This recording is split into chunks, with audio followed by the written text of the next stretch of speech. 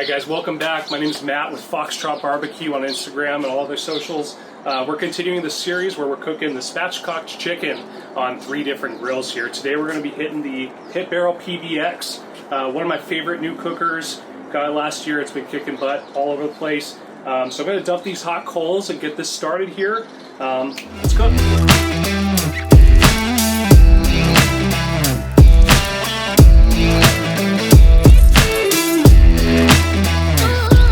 Alright folks, so here we've got the chicken. It's been brining for about 6 hours in water, brown sugar, coarse salt, and some barbecue rub. It's also got some fresh cut citrus fruit in there, oranges and lemons. Those are going to actually end up going on the hot coals while we cook the chicken. So let's get this going.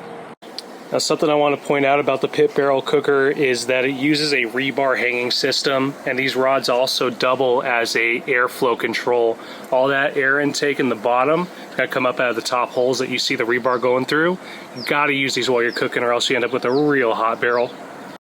Alright, so we got our spatchcock chicken ready to get on the grill here, and just for note, we also threw some fresh fruit down the coals. Don't know if I mentioned that earlier.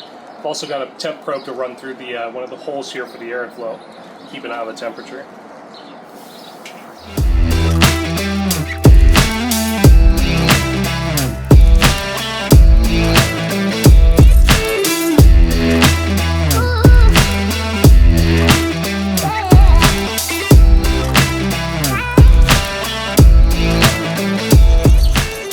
Alright folks, so this is the spatchcock chicken that ended up being cooked on the Pit Barrell PBX Pit Barrell cooker.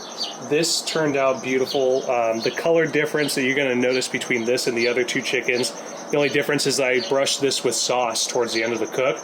Came down to personal preference. I like a good barbecue sauce on chicken. So we're going to go ahead and cut into this, take a section of the breast, and just see how it turned out.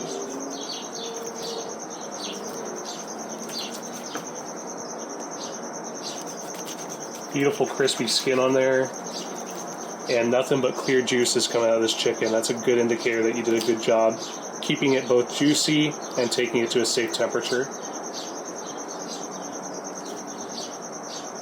Leave the skin there for a second. Check that out. Beautifully, perfectly cooked chicken. Safe and juicy.